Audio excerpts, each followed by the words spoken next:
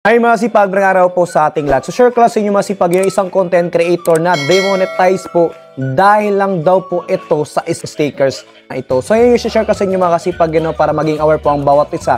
Ano ba itong klaseng stickers na kanyang sinend po o kanyang message dahil na siya po ay na-demonetize. So panoorin natin yung isang content creator mga sipag.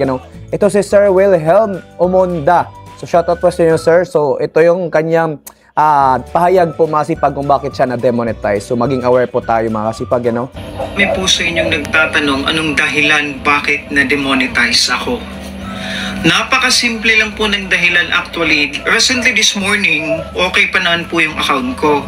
Nagko-comment pa ako, nakipag-engage pa ako, nag-visit pa ako ng mga bahay para i-follow sila, para mag-leave ng comment. Lahat ginawa ko po yun. Tapos, for some reason, kasi kagabi nag-post ako, napansin nyo sa wallcon, na nag-post ako regarding doon sa pagpapalive. Which wala pong problema lahat. Sa videos ko po, walang problema lahat ng reels ko, walang problema lahat ng mga contents ko actually. Wala talaga siyang problema lahat. Wala din akong violations, wala talaga lahat. Liban... Ayun mga sipag, wala daw siyang naigawang mali doon sa pag-engage po mga sipag o ni-upload na content video. So ang pinagtataka niya po mga sipag, bakit po siya na-demonetize? So ito, pakinggan natin. Sa isang comment na nagawa ko ngayong umaga, shout out ko Ma'am Lisa Nakano, nag-comment kasi siya doon sa sa isang content ko na ginawa ko kagabi regarding doon sa nagla-live, which is good for everybody, at least na-inform tayong lahat. So nag-response ako doon sana. Ang response ko lang naman technically doon sa comment ni Ma'am Lisa Nakano, sabi ko, tapos meron akong nilagay na yung usual na emoticon lang. Tapos pagkapindot ko mismo ng post, may napasamang may napasamang isang masamang elemento. Masamang elemento.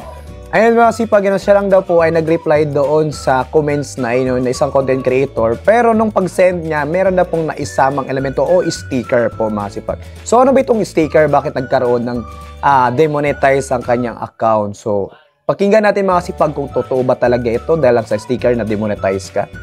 Ito talaga. May napasamang isang element na hindi dapat talaga napasama.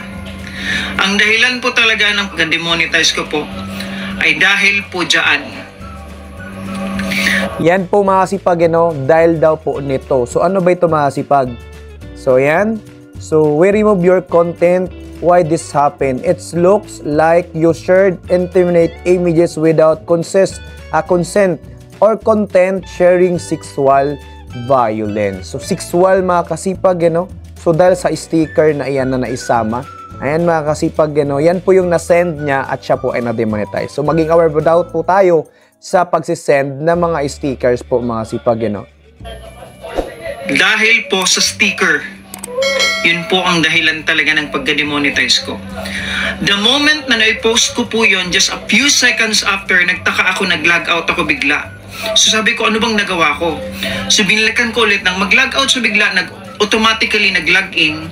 Tapos pagkatingin ko agad sa account restrictions, yun, just few seconds after, yun, restrictions na siya lahat. Nagkaroon ako ng restrictions na bawal akong mag-create ng ads, bawal akong mag-live, bawal din akong mag-join sa any live. Tapos, automatically yung...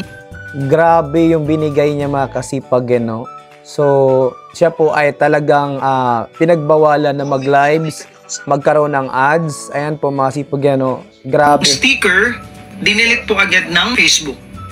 Ano po bang ibig sabihin ng sticker na yun? Dahil algorithm lang po kasi daw yung nag-check mga profiles natin. Ang sticker kasi na yun, ang nagsasabi na ni-remove nila, it looks like you shared intimate images without consent or content showing sexual violence, and it says your content goes against our community standards.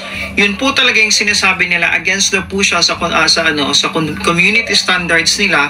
So after lumabas yun, pumunta ako sa account restrictions at yan, nakita ko I can create ads, you can create live videos.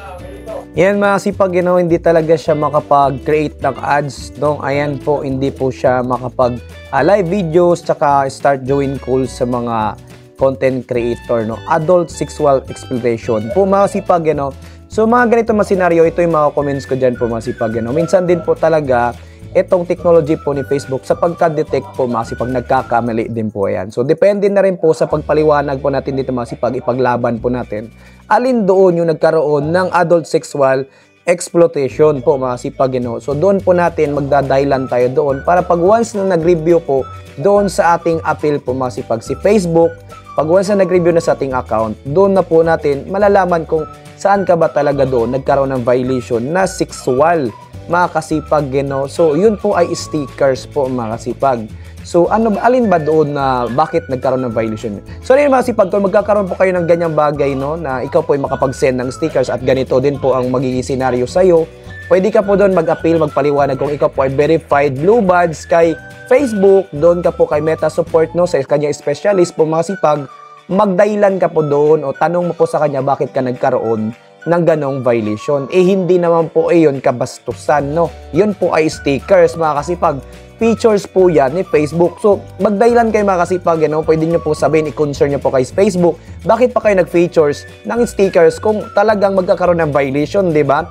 Bakit pa kayo nagbibigay ng mga stickers kung tayo po ay meron pong verified blue badge tayo at meron po silang mga free na unique stickers at ganito na meron silang mga services na stickers pa na mga unique at ito masisend natin doon sa comments at mabigyan tayo ng violation at dahil lang doon sa stickers na yon. So talagang foul na po si Facebook nun. Pwede nyo pong i-complain, i-concern niya mga ganyang bagay sa kanilang services po mga sipag. Bakit nagkaroon ng ganong violation? Sexual pa. Exploitation po mga sipag. Paano naging sexual yon? So pag once na makaranas kayo ng ganito mga sipag, na sa stickers na iyan, pwede po kayo mag-concern kay Facebook po talaga. Isipin nyo po mga sipag, halos demonetize ka, restriction your account. So, hindi ka po makapag-create ng ads kung sakaling ikaw po ay magpapa-ads. And pa masipag, hindi ka po pwede makapag-live. And then, hindi ka po makapag-calls, join dun sa mga group na mga kasipag, So, pag once na maka-encounter kayo ng ganyan po masipag, lagi nyo pong tatandaan, mag-concern po kayo kay Facebook. Kung kayo po verified din sa Blue Badge at meron po services si Facebook sa kanyang specialist, tayo po ay makadirekta na makapag-message sa kanila, mag-concern po kayo doon. At sabihin nyo, bakit pa kayo nagbigay ng services o mga karagdagang features ng mga unique stickers kung ito ay naman ay magbibigyan kayo ng violation. Ang saklap mga sipag, ayan po, restriction, dahil lang po doon sa stickers na yon. Para sa akin mga kasipag, minsan po kasi talaga, itong algorithm o itong system ni Facebook, nagkakamali din po talaga ito po mga kasipag. Isipin nyo stickers na yan, features yan, mga unique stickers niya yan, bakit pa magkakaroon ng sexual? Ang layo sa sexual yan, na violation na yan. So, yan lang po yung masishare ko sa inyo mga sipag. Pag sa makaranas po kayo sa ganyang bagay, mag-appeal po kayo, mag-concern kayo kay Facebook, ha? Yan lang po. Sana po meron kayo intindihan sa content video to. Sana po maging aware kayo at sana po nagustuhan itong video na to. At kung nagustuhan itong video mga sipag, pasupport na po sa ating YouTube channel, Chris TV po. Pasubscribe na po mga sipag. At pindutin na rin po ang share button para masigid sa bagong video sa upload. At kung meron ka suggestion at katanungan mga sipag, mag-comment down below sa baba para pag nabasa kayo sasagutin ko yan at magagawin po natin ang content video yan hanggang sa ating mga. At huwag rin po kalimutan mag-like and share mga sipag. Maraming salamat sa panonood. Have a nice day and God bless all.